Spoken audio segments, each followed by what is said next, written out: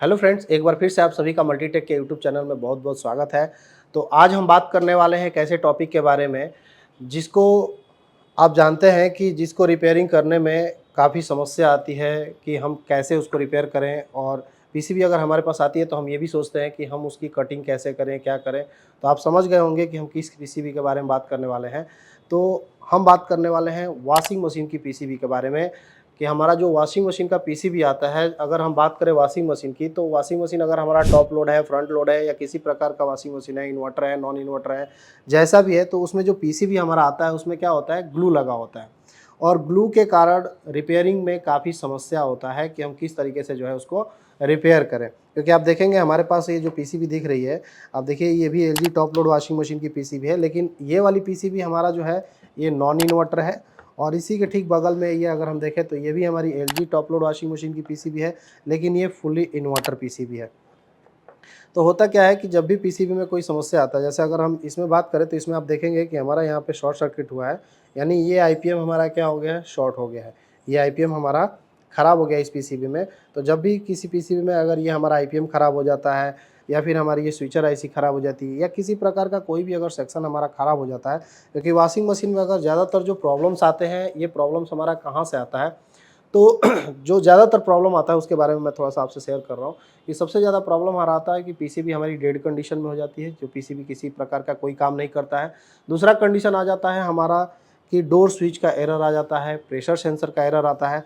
तो समस्याएँ ऐसी भी होती हैं कि अगर पीसीबी में हमें कनेक्टर की जानकारी नहीं रहेगी, तो हम उसको रिपेयर नहीं कर पाएँगे। दूसरा चीज़ ये है कि अगर मान लीजिए कनेक्टर की जानकारी अगर आपके पास हो भी गया, तो अब इसमें जो ये ग्लू लगा होता है, तो समस्या यहाँ पे ये आता है कि ग्लू लगने के कारण हम उसको कटिंग कहाँ से करें, क्योंकि पूरी पीसीबी जो होती है पूरी पैक आती है। जैसे अगर मैं यहाँ पे आपको खोल के दिखाऊं तो ये देखेंगे ये डबल में है। डबल में मतलब एक ये एक साइड हमारा इधर भी है और एक साइड हमारा इधर भी है। यहाँ पे आप देखेंगे कि मैं आपको खोल के यहाँ से दिखाऊंगा पीसीबी।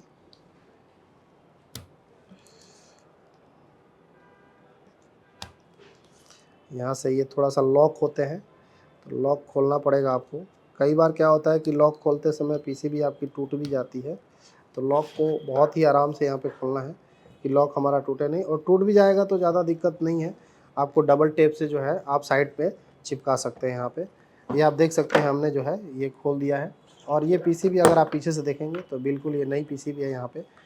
तो यहाँ पर क्या होता है कि अब फॉल्ट हो जाता है। मान लीजिए कि हमने बताया आपको कि पावर सप्लाई में फॉल्ट हो गया। अगर ये पीसीबी की बात करें तो ये हमारा नॉन इन्वर्टर है, LG top load washing machine है, और इसके अंदर आने वाला पावर सप्लाई हमारा क्या है, लीनियर पावर सप्लाई है। तो बोर्ड को देखकर भी आप आइडिया लगा सकते हैं कि कौन सी सप्लाई है। और अगर हम दूसरी पीसीबी की बात करेंगे कि जो हमारे पास दूसरी पीसीबी है, तो यहाँ पर आप देखेंगे ये भी हमारी LG top load washing machine की है, लेकिन ये इन्वर्टर है। और इसमें जो पीसीबी हमारा दिया गया है, जो सप्लाई दिया गया है, ये हमारा एसएमपीएस पावर सप्लाई है। तो इसमें भी आपका डबल बोर्ड दिया गया है। हर कंपनी में, हर ब्रांड में आपका डबल नहीं आता है, किसी किसी में आपका सिंगल ही बोर्ड में आपका सारा चीज़ दिया रहता है। यहाँ पर आप देखेंगे इसमें भी लॉक लगा हुआ है, तो हम थोड़ा सा लॉक यहाँ पे निकाल करके पीसीबी को खोलेंगे। ये भी हमने ओपन कर लिया। और ये भी आप देखेंगे कि फुल्ली जो है पूरा नया पीसीबी है, लेकिन हाँ, नया रहकर भी ये पीसीबी हमारा ये ख़राब हो चुका है। इसके अंदर जो आईपीएम है ये हमने चेक किया हुआ है, आईपीएम इसका शॉर्ट है। आप देखेंगे यहाँ पे ये काला काला सा दिख रहा होगा आपको, इसका आईपीएम जो है ये शॉर्ट हो चुका है, उड़ चुका है, ख़राब हो चुका है। तो अगर मान लीजिए कि इस पीसीबी में आईपीएम ही ख़राब है, तो इसमें कहाँ से कहाँ कटिंग करेंगे। अगर मान लीजिए कि आप नया रिपेयरिंग कर रहे हैं, नया सीख रहे हैं अभी, और सीख करके नया कोई भी वॉशिंग मशीन की पीसीबी अगर आपके पास आता है, तो आप कहाँ पे कटिंग करना चाहेंगे। क्या है कि अगर मान लीजिए इसमें आईपीएम ख़राब है, तो वैसे तो अगर हम दिखाएं तो यहाँ से लेकर के यहाँ तक का आपका आईपीएम सेटअप लगा हुआ है, यानी अगर आप चाहें तो यहाँ से लेकर के यहाँ तक कटिंग करेंगे तो हमारा काम हो जाएगा। लेकिन बात यहाँ ये आ जाती है कि हम थोड़ा सा कटिंग कर देंगे, और फिर अगर हमारा जो प्रॉब्लम है वो यहाँ से लेकर के यहाँ पे है। मान लीजिए कि सिग्नल हमारा जो है, आईपीएम हमने निकाल दिया, हमने चेक किया, सब कुछ ठीक है, लेकिन यहाँ से आने वाला जो सिग्नल है, माइक्रो कंट्रोलर से आने वाला जो 6 सिग्नल हमारे होते हैं, क्योंकि जो अंदर 6 आईजीबीटी लगा होता है, तो उसके लिए हमारे 6 सिग्नल आते हैं। अब 6 सिग्नल में किसी प्रकार का कोई भी एक सिग्नल डेड हो गया, कोई ट्रैक खराब हो गया, तो अब उसके लिए क्या करना पड़ेगा, आपको दोबारा से यहाँ तक कटिंग करना पड़ेगा, जिससे कि आप 6 सिग्नल को अच्छे से चेक कर सकें। तो अब इसके लिए क्या होता है कि आप जगह जगह पे जब छोटे छोटे कटिंग करते हैं, तो जब पैकिंग की बारी आती है, यानी जब आप पीसीबी को पैक करके आप जब कस्टमर को देते हैं तो वहाँ पे पीसीबी अच्छे से पैक नहीं हो पाती है और फिर वहाँ से कहीं न कहीं मॉइस्चर के कारण और पानी जाने के कारण पीसीबी दोबारा ख़राब हो सकती है। तो इससे बेटर ये है कि अगर आपको आइडिया नहीं है एग्जैक्ट कि कहाँ कटिंग करें, तो आप क्या करें कि यहाँ से लेकर के, अगर हम बात करें यहाँ से, तो यहाँ से इस पीसीबी को ये पूरा यहाँ से यहाँ तक की कटिंग कर दीजिए। यहाँ से पूरा यहाँ तक की अगर कटिंग करेंगे तो उससे क्या होगा कि आपका जो है कहीं भी कोई भी फॉल्ट होगा वहाँ पे वो फॉल्ट को रिपेयर करेंगे और एक ही बार में पूरी पीसीबी को पैक कर देंगे। कटिंग करने के लिए आपके पास कई प्रकार के टूल्स होते हैं। जैसे मान लीजिए कि एक हमने जो टूल्स बनाया है, ये आप देखिएगा, हमारे पास ये आयरन है। ये आयरन आपका 60 वाट का आयरन है और ये जो है कंपनी है, ये सिरोन कंपनी की आयरन है। ये 60 वाट का आयरन में हमने क्या किया है कि यहाँ से ये बीट को निकलवाया है और बीट को निकलवा करके हमने इसको पिटवा दिया है। यहाँ पर मतलब आप देखेंगे एक नुकीला यहाँ पे चाकू की धार की जैसे यहाँ पे ये हो चुका है और यहाँ पे जैसे ही हम अब इसको क्या करेंगे कि हम इसको गर्म करेंगे। तो हम एक बार के लिए आयरन को यहाँ से स्विच ऑन कर देते हैं। अब आयरन हमारा ये गर्म हो रहा है और इससे अगर हम कटिंग करेंगे तो हमारा बहुत ईजी वे में गर्म भी हो जाएगा और इससे हम पूरी पीसीबी की कटिंग भी कर लेंगे और आसानी से इसी से हम उसको पैक भी कर सकते हैं। लेकिन होता क्या है कि जब भी आप पीसीबी की रिपेयरिंग करते हैं तो रिपेयरिंग करने में अब ये ग्लू लगा हुआ है, तो जहाँ भी कोई कंपोनेंट्स ख़राब हुआ है, मान लीजिए कि यहाँ पे ये स्विचर आईसी ख़राब है या फिर इसमें आईपीएम ख़राब था, तो इसी पे डिस्कस कर लेते हैं। अब ये आईपीएम ख़राब है, आपने क्या किया, पीछे से आपने पूरा कटिंग कर दिया। ये थोड़ा सा हमारा अभी आयरन गर्म हो रहा है, तब तक हम ये डिस्कस कर लेते हैं कि मान लीजिए कि हमारा ये आईपीएम हमारा ख़राब है और इसके लिए हमने पीछे से पूरी कटिंग कर दी। अब आईपीएम को हमने क्या किया, यहाँ से निकाल लिया। आईपीएम निकालने के लिए आपको ग्लू को क्या करना पड़ेगा, निकालना पड़ेगा। लेकिन जब भी आप दूसरा आईपीएम लगाएंगे तो आईपीएम लगाने के बाद आपको दोबारा से ग्लू यहाँ पे लगाना पड़ेगा। तो उसके लिए आपके पास ग्लू होना चाहिए और उसके लिए आपके पास एक ग्लू गन होना चाहिए। तो जो ग्लू गन होता है उससे आप ग्लू को लगा सकते हैं। तो ग्लू गन से लगा करके आप दोबारा से पीसीबी को पैक कर सकते हैं। फिलहाल हम देखते हैं कि हमारा आयरन जो है ये गर्म हुआ है कि नहीं हुआ है। ये आप देख सकते हैं कि ये हमारा आयरन है और कटिंग करने के लिए थोड़ा सा इसके डिस्प्ले को हम यहाँ से साइड कर लेते हैं। डिस्प्ले के यहाँ से कनेक्टर ये लगा हुआ है, लॉक लगा हुआ है, यहाँ से लॉक को हटाएंगे और लॉक को हटा करके यहाँ से कनेक्टर निकाल देंगे। कनेक्टर निकालने के बाद ये पीसीबी हम साइड में रख देंगे। यहाँ पे आप देखिए ये हमारी पीसीबी है, यहाँ से ये पूरी पीसीबी यहाँ से स्टार्ट हो रही है और यहाँ पे आपकी एंड हो रही है। अगर थोड़ा सा कनेक्टर की जानकारी दे दें तो ये हमारी पावर सप्लाई की है, रेड कलर का है कनेक्टर। ये हमारी लाइन और न्यूट्रल की सप्लाई है। 3 पिन का कनेक्टर है, लेकिन बीच का पिन आपको क्या मिलेगा, खाली मिलने वाला है। अगर यहाँ से आप जाएंगे, यहाँ पर एक रिले देख रहे होंगे आप, तो ये रिले हमारा किस काम में आता है, ये रिले हमारा आता है जीरो क्रॉसिंग के लिए। यहाँ से अगर आप आगे बढ़ेंगे तो ये हमारा ब्रिज डायोड, एमएफसी, ये हमारा एसएमपीएस यानी ट्रांसफार्मर और इसको स्विच कराने के लिए हमारी ये स्विचर आईसी। यहाँ से अगर आप आगे बढ़ते हैं तो ये हमारा आईपीएम है और आईपीएम के ऊपर लगा हुआ हमारा हीट सिंक और इसके ठीक बगल में एक ग्रे कलर का जो हमारा कनेक्टर देख रहे होंगे आप, ये हमारा यूवीडब्ल्यू यानी मेन मोटर का हमारा ये कनेक्टर है जो कि डीसी मोटर है। इसके ठीक बगल में आपको येलो कलर का कनेक्टर देखने को मिलेगा 3 पिन का, लेकिन बीच वाला यहाँ भी खाली मिलेगा और दोनों साइड का हमारा ये डोर स्विच का होता है, जिसमें एक पिन आपको ग्राउंड और एक pin pull up register 5 volt के साथ में माइक्रो कंट्रोल आईसी को दे दिया जाता है। जैसे ही आपका डोर स्विच लॉक होता है यानी डोर लॉक होता है तो माइक्रो कंट्रोल आईसी को फीडबैक मिल जाता है। यहाँ पर अगर देखेंगे बगल में तो इसके ठीक बगल में ये वाइट पिन का कनेक्टर, ये किसी काम का नहीं है, यानी हमारे सर्किट में ये एनसी माना जाता है, नॉट कनेक्टेड होता है। इसके ठीक बगल में अगर ये देखेंगे तो ये हमारा डिस्प्ले का होता है, जो कि ये डिस्प्ले अभी लगा हुआ था, आप देखेंगे ये हमने अभी डिस्प्ले ये निकाला हुआ है और ये कनेक्टर इसी में लगा हुआ था, ठीक है। तो ये हमारा डिस्प्ले का कनेक्टर होता है। इस टाइप की पीसीबी में एक बात और होती है कि जब तक आप डिस्प्ले का कनेक्टर इसके साथ कनेक्ट नहीं करते हैं, अगर इस पीसीबी में आप सप्लाई देते हैं तो ये पीसीबी हमारी ऑन नहीं होती है। ऑन ना होने के पीछे का रीज़न ये है कि इसमें एक माइक्रो कंट्रोलर आईसी इसके अंदर भी लगी है, जो कि सिग्नल जब तक नहीं भेजती है, इसमें एक स्टार्टअप हमारी ये आईसी है 6 पिन की, तब तक वो आईसी इस पीसीबी को ऑन नहीं करती है। तो ये डिस्प्ले इसके साथ लगाना ज़रूरी है। यहाँ पे अगर हम देखें तो ये वाला कनेक्टर, बड़ा सा कनेक्टर आपको देखने को मिल रहा होगा और इस कनेक्टर में आपके 3 कंपोनेंट्स यानी 3 डिवाइस लगे होते हैं, जिसमें एक होता है प्रेशर सेंसर, और प्रेशर सेंसर को चलाने के लिए हमारी ये आईसी लगी होती है 4069 यानी 4069 की आईसी लगी होती है। और अगर हम बात करें कि पिन डिटेल्स की कि किधर से किधर होता है, तो आप देखेंगे इसका पहचान क्या है। ये जो कॉर्नर की साइड हमारी पिने हैं, इधर से 3 पिने, यहाँ से 3 पिने प्रेशर सेंसर के लिए होती है। उसके बाद हमारा एक ग्राउंड होता है, और ग्राउंड के बाद हमारा हो जाता है 2 ड्रेन मोटर का। इसके लिए होता है 2 ड्रेन मोटर का, और ड्रेन मोटर के बाद एक हमारा एसी होता है और एमसी होता है, और उसके बाद 2 होते हैं हमारे इनलेट वाल्व के। तो ये कुछ इस तरीके से इस कनेक्टर का पिन डिटेल्स है। और ये इसमें जो लगे हुए हमारे ड्रेन मोटर और इनलेट वाल्व, ये हमारे डीसी इनलेट वाल्व हैं और डीसी ड्रेन मोटर है, जो कि इनके लिए हमारा क्या लगा हुआ है, ये हमारा ट्रांजिस्टर लगा हुआ है पीएनपी, ये तीनों पीएनपी, और इनको इनेबल करने के लिए लगा है बाइपोलर लीनियर आईसी। तो यहाँ पर आप देख सकते हैं ये हमारा लगा हुआ बाइपोलर लीनियर आईसी। तो चलिए, हमारा आयरन भी गर्म हो चुका है और हम करते हैं पीसीबी की कटिंग। पीसीबी की कटिंग करने के लिए, जैसा कि मैंने अभी आपसे बताया, आपको पूरा कटिंग करना है। तो यहाँ से हम यहाँ से गर्म स्टार्ट करते हैं कटिंग करना। ये हमारा आयरन गर्म हो चुका है। आप देख सकते हैं कि हमारा जो ये कटिंग हो रहा है, ये बिल्कुल परफेक्ट हमारा कटिंग हो रहा है। यहाँ से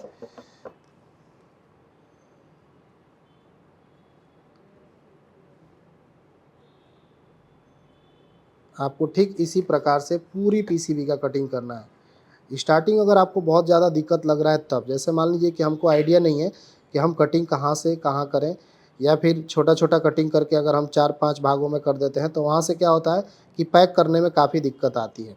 तो उसके लिए ये बहुत ईजी तरीका है कि आप जो है पूरी पीसीबी की कटिंग कर दीजिए, और जब भी पीसीबी आप रिपेयर कर देंगे तो आप एक आसान तरीके से जो है इसको पैक कर देंगे। यहाँ पर आप देखिए, ये बहुत ही इजी तरीके से यहाँ पे कटिंग हो जाएगा। वैसे मार्केट में आपको एक कटर वाला भी जो है आयरन हमारा इसी प्रकार से अवेलेबल होता है। अगर आप चाहें तो उसका भी इस्तेमाल कर सकते हैं, लेकिन मेरे हिसाब से ये बेस्ट है। इससे बहुत अच्छे से कटिंग हो जाता है, और इसी आयरन से ही हम आपको पैक करके भी दिखाएंगे कि किस तरीके से आप पैक भी कर सकते हैं।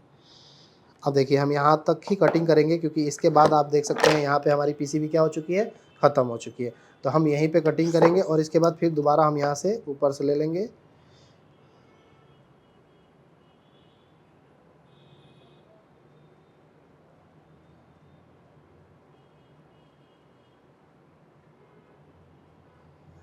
ये हमारा कटिंग यहाँ से ये हो गया। फिर यहाँ से हम पूरा यहाँ से साइड से लेंगे। वॉशिंग मशीन की जो पीसीबी आती है, जैसा कि हम अगर यहाँ पे कटिंग कर रहे हैं, तो कई कबार क्या होता है कि विदाउट कटिंग किए भी हम यहाँ से इस पीसीबी को निकाल सकते हैं। लेकिन उसके लिए क्या करना होगा कि जो हमारा ये ग्लू है, वो भी आपको मैं थोड़ा सा गाइड कर दूंगा। यहाँ पे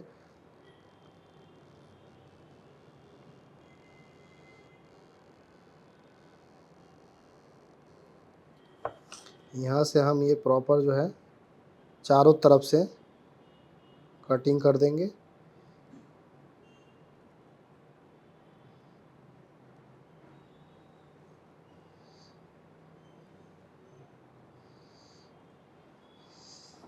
ये आप देख सकते हैं कि हमारा जो है ये पूरी पीसीबी का हमने कटिंग जो है प्रॉपर वे में कर दिया है। थोड़ा सा यहाँ पे हमारा ये बचा हुआ है।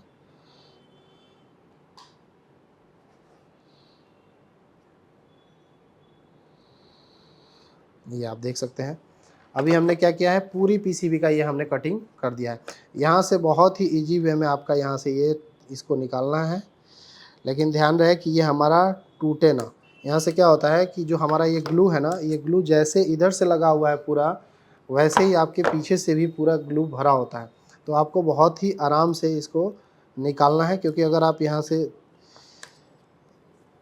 जल्दी करेंगे तो ये आपका क्या हो जाएगा, टूट जाएगा। और जब ये टूट जाएगा तो फिर वही बात आ जाएगी कि जब भी हम पीसीबी को पैक करेंगे तो मॉइस्चर जाने का डर बना रहेगा। तो इसको निकालना है, और बहुत ही आराम से, ताकि फिर हम इसको लगा सकें।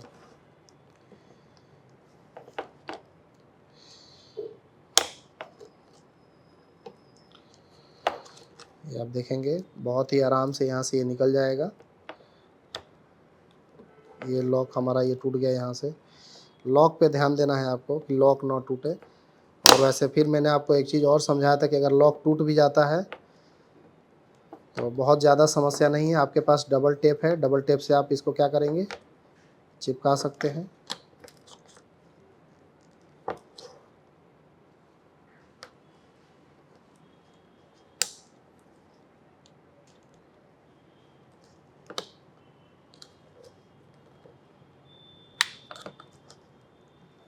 ये आप देख सकते हैं।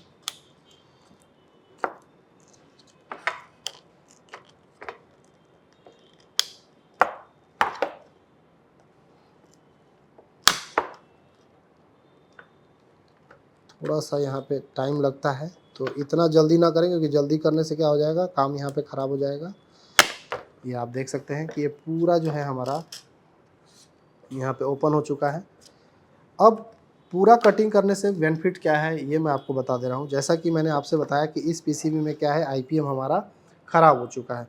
लेकिन आईपीएम ख़राब है ये आप कैसे फाइंड आउट करेंगे, तो यहाँ पर मैं आपको थोड़ा सा गाइड कर देता हूँ। जैसे मान लीजिए कि हमारे पास ये मल्टीमीटर है और मल्टीमीटर को हम यहाँ पे ऑन करेंगे। ऑन करने के बाद हम मल्टीमीटर को क्या करेंगे, वीप रेंज पे सेलेक्ट करेंगे।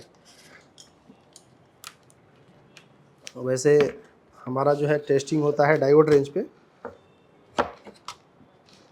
थोड़ा सा आपको यहाँ पे दिखाएंगे। मल्टीमीटर हमारा यहाँ पे बीप साउंड कर रहा है, आप देख सकते हैं। ये हमारा कैपेसिटर होता है जिसे हम कहते हैं मेन फिल्टर कैपेसिटर। ठीक है, तो हम क्या करेंगे, मेन फिल्टर कैपेसिटर के निगेटिव टर्मिनल पे यहाँ पे हम रखेंगे। निगेटिव टर्मिनल पे अगर हमें रखना है तो रेड प्रोब रखेंगे यहाँ पे। ये हमने रख लिया रेड प्रोब, और इसको हम चेक करेंगे। तो हमारे सामने जो ये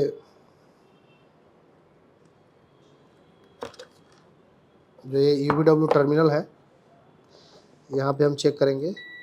तो ये आप देख सकते हैं कि यहाँ से हम चेक कर रहे हैं मेन फिल्टर कैपेसिटर के निगेटिव टर्मिनल से, और निगेटिव टर्मिनल से हम UVW टर्मिनल पे कर रहे हैं। तो ये शॉर्टिंग आ रहा है, यहाँ पे 22 वैल्यू आ रहा है। और अगर हम दूसरे पे चेक करें तो दूसरे पे भी हमारा 78 आ रहा है, और तीसरे पे अगर हम चेक करें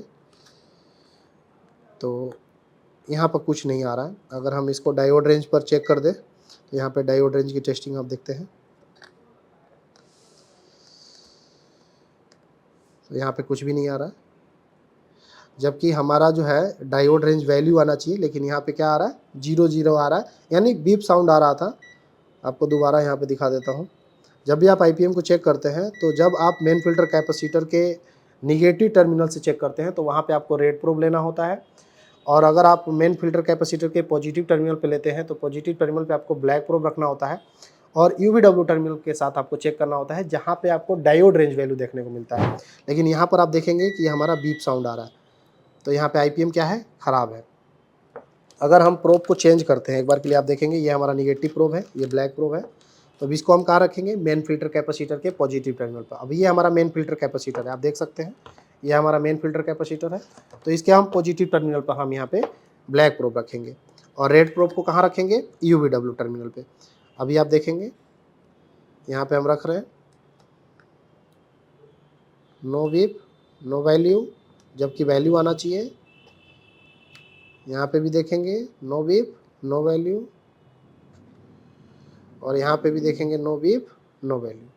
तो ये जो हमारा आईपीएम है, ये एक मिनट हम थोड़ा सा डायोड रेंज पे करते हैं। अगर वीप नहीं आ रहा है तो डायोड रेंज वैल्यू आना चाहिए, यहाँ पे नहीं आ रहा है, यहाँ पे आ रहा है डायोड रेंज वैल्यू, और यहाँ पे भी आ रहा है।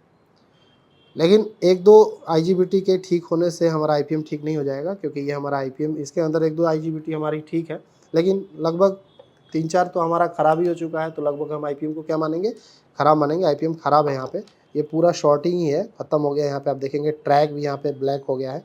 तो अब अगर मान लीजिए कि हमारा ये आईपीएम ख़राब है, तो आपको क्या करना है, यहाँ से लेकर के यहाँ तक का आपको ग्लू निकालना है। ग्लू निकालने के लिए अगर आपके पास यहाँ से आप ट्वीज़र लिए हैं तो इस ट्वीज़र से भी आप ग्लू को निकाल सकते हैं। ये आपको मैं पूरा रिपेयरिंग का स्टेप बता रहा हूँ कि अगर वॉशिंग मशीन की पीसीबी अगर किसी प्रकार का अगर फॉल्ट आता है तो ग्लू के कारण जो समस्याएं आती हैं, कटिंग कैसे करेंगे आप, कटिंग करने के बाद ग्लू से भी दिक्कत आती है कि ग्लू कैसे निकालेंगे आप। तो इसके लिए भी मैं एक बना रहा हूँ लिक्विड, जिससे पूरा जो है, और यहाँ पर आप देखेंगे यहाँ से आपको थोड़ा सा निकालने में ये भी देखना है कि जब भी आप ट्वीज़र से ये ग्लू निकालें तो आपका जो है ये ट्रैक जो है ना कटे ना ख़राब हो। तो यहाँ पर आप देख सकते हैं कि ये हमारा जो है ग्लू है, यहाँ से हमने हटा दिया। ये पूरा पिन जो है हमारा साफ साफ यहाँ पे दिखने लगेगा थोड़ी देर में। ये हमारा यहाँ से ग्लू हमने क्या किया है, निकाल दिया है। आप देखेंगे कि हमारा जो ये आईपीएम शॉर्ट हुआ है, इस आईपीएम के शॉर्ट होने की वजह से यहाँ पे ट्रैक भी थोड़ा सा यहाँ पे ख़राब हो चुका है।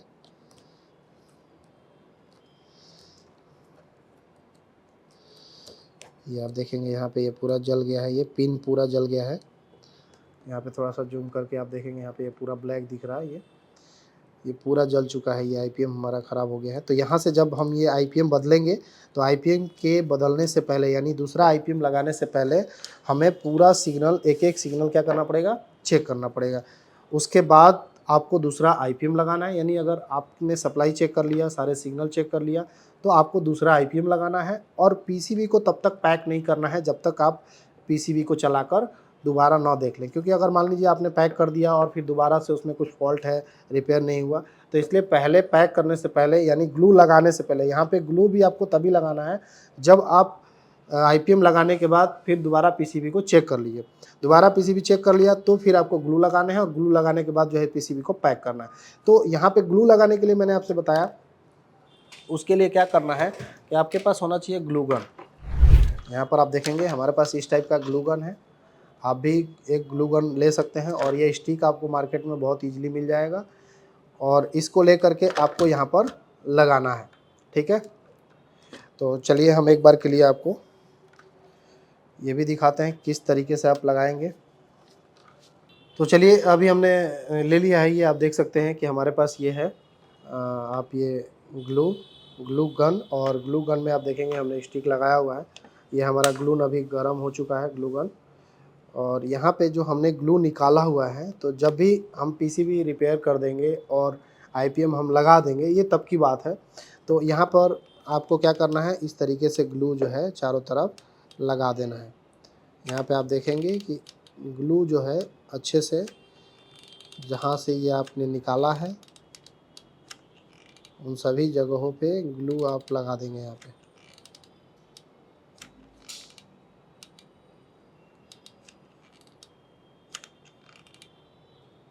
यहाँ पे अच्छे से चारों तरफ ये ग्लू लगा देंगे, और ग्लू लगाने के बाद जो है पीसीबी को जो है दोबारा जो है आप पैक करेंगे। और कैसे पैक करेंगे वो भी मैं आपको यहाँ पे गाइड करूँगा। ये आप देखेंगे हमने यहाँ पे ग्लू लगा दिया है। ग्लू को बहुत ही अच्छे से चारों तरफ हमें लगा देना है। यहाँ पर आप देखेंगे ये अभी थोड़ा सा लिक्विड फॉर्म में है, अभी ये थोड़े से देर में ये आपका फिक्स हो जाएगा। यहाँ पर अभी देखेंगे जैसे ही हमारा लगा दिए हम क्या करेंगे, यहाँ से इसको हम पैक करेंगे। इसको लगाने के बाद यहाँ से आप देखेंगे इसको हम ऐसे पैक कर देंगे, अच्छे से बैठा देंगे इसको।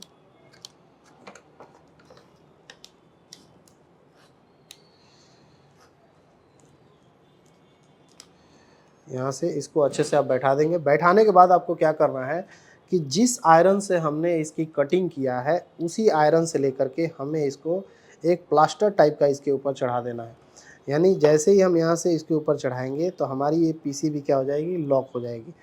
अगर आपको उसके बावजूद अगर कहीं दिखे कि नहीं यहाँ से लीकेज हो सकता है, यहाँ से मॉइस्चर जा सकता है, तो आपको वापस क्या करना है, इसी ग्लू गन से थोड़ा सा वहाँ पे ग्लू को डाल देना है। तो चलिए थोड़ा सा हमें काम करते हैं। पहले हम इसमें आयरन से हम बताते हैं आपको किस तरीके से करना है। ये हमारा आयरन है, और जिससे हमने कटिंग किया है इसी से हम इसको लॉक करेंगे। तो यहाँ से आप देखिए,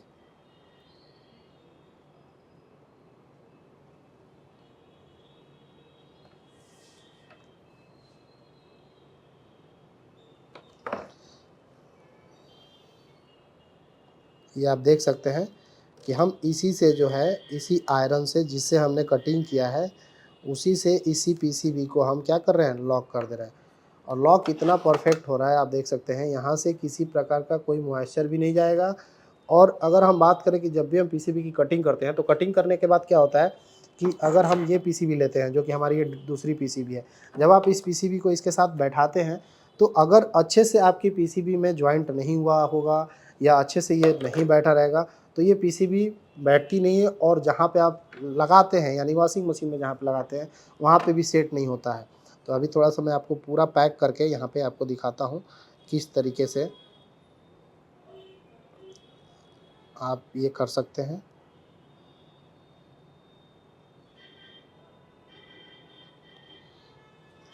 आप देख सकते हैं पूरा जो है अच्छे से आपकी पीसीबी जो है यहाँ पे लॉक हो रही है। लॉक करना इसलिए ज़रूरी है क्योंकि वॉशिंग मशीन में क्या होता है कि मॉइस्चर जाने का खतरा बहुत ज़्यादा होता है। मशीन कपड़ा ही धोने की मशीन है, तो पानी कहीं न कहीं से जो है चला ही जाएगा। तो इसलिए अच्छे से इसको लॉक करें। अगर आपको लग रहा है कि यहाँ पे लॉकिंग की दिक्कत आ रही है, कहीं से कोई लीकेज जाने का डर है, तो वहाँ पे आपको क्या करना है, थोड़ा-सा ग्लू गन से ग्लू लेकर के वहाँ पे लगा करके फिर वापस लॉक करना है, या फिर आप पीसीबी से ही कहीं से प्लास्टिक का टुकड़ा लेकर के इस पे इसको लॉक कर सकते हैं।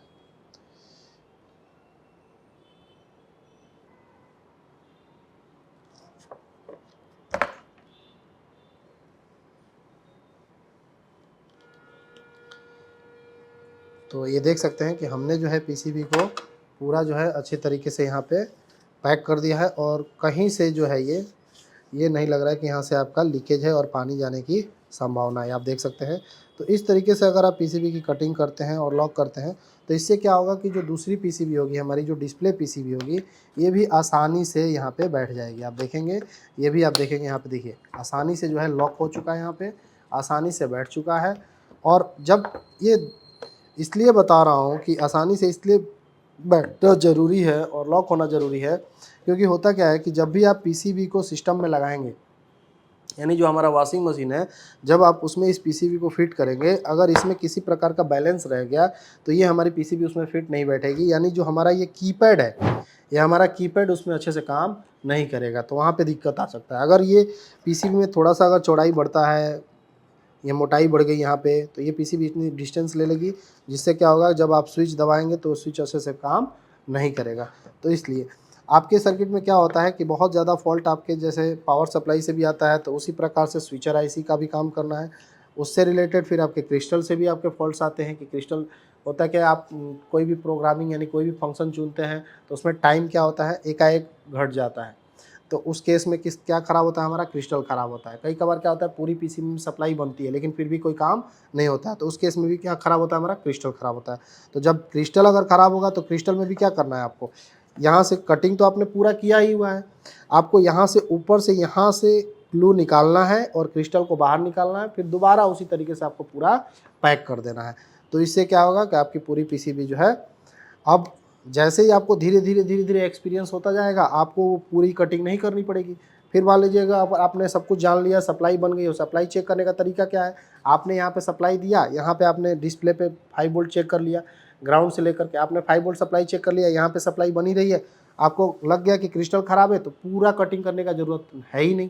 यानी स्टार्टिंग अगर आपका है और आप बहुत दिक्कत आ रही है कि हम कहाँ सोच रहे हैं कि कहाँ कटिंग करें, तो उसके लिए ये बेटर है कि आप पूरा कटिंग कर दीजिए। लेकिन आपको यदि अनुभव हो चुका है, आप काम कर रहे हैं, तो उसके लिए कुछ नहीं, यहाँ पे थोड़ा-सा कटिंग कीजिए यहाँ पे, और उसके लिए आपको यहाँ से क्रिस्टल का ऊपर का हिस्सा यहाँ पे थोड़ा-सा खाली कर लीजिए, नीचे का थोड़ा-सा खाली कर लीजिए, क्रिस्टल निकालिए, क्रिस्टल बदलिए, वहाँ पे हमारा काम हो जाता है।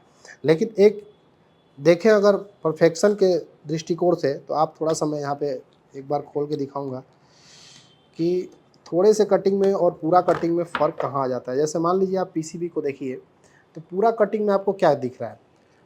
पूरा कटिंग में जो भी आपकी जॉइंट दिख रही है या जो भी सिस्टम दिख रहा है, वो क्या है, साइड में है। पूरा पीसीबी हमारा प्लेन दिख रहा है, अच्छा दिख रहा है।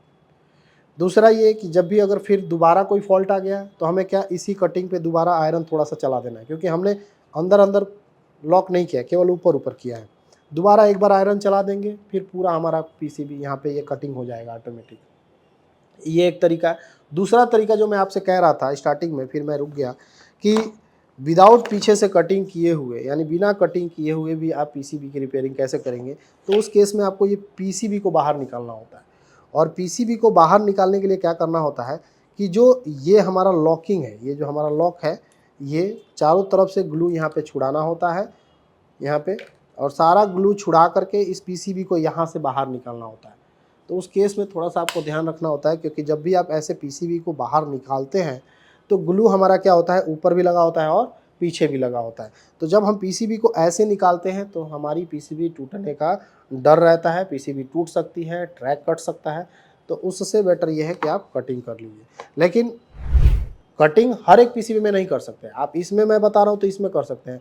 कई सारी पीसीबी ऐसी आती है, जैसे अगर हम सैमसंग टॉप फ्रंट लोड की बात करें तो सैमसंग फ्रंट लोड की पीसीबी ऐसी आती है कि ऊपर से भी होती है और नीचे से भी पीसीबी होती है। तो उस केस में क्या करना पड़ता है, हमें ऊपर से ही पीसीबी को निकालनी पड़ती है।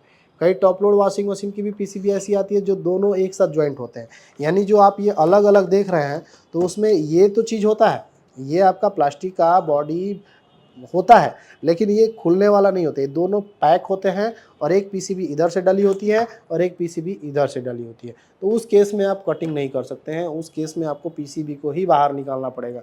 तो बड़े ही सावधानी से निकालना होता है। उस टाइप का भी मैं आपके पास एक वीडियो ला दूंगा, जिससे आप पीसीबी को कैसे निकालेंगे आसानी से, जिससे क्रैक भी ना हो, टूटे भी ना, ट्रैक भी ख़राब नहीं होगा, आसानी से आप निकाल सकते हैं और रिपेयर कर सकते हैं। जैसे रिपेयर कर लिया फिर दोबारा आपको उससे वैसे ही पैक कर देना है। तो आज की वीडियो में इतना ही। वीडियो आपको कैसा लगा प्लीज़ लाइक और कमेंट करके ज़रूर बताएं, और यदि आपने अभी तक हमारा चैनल सब्सक्राइब नहीं किया है तो चैनल को सब्सक्राइब कर लीजिए। मिलते हैं नेक्स्ट वीडियो में, तब तक के लिए धन्यवाद।